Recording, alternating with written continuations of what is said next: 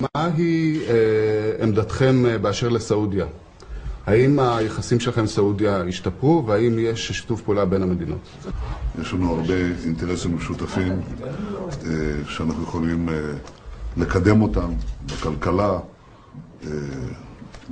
במדיניות, בתפיסות אזוריות. אני גם מאמין שסעודיה רואה כמונו שיש סכנה גדולה מאוד מהתפשטות הטרור על ידי גורמים קיצוניים. ואני מצפה שהמשטר הסעודי, כמו משטרים אחרים, יפעלו נגד כוחות מסוכנים אלה.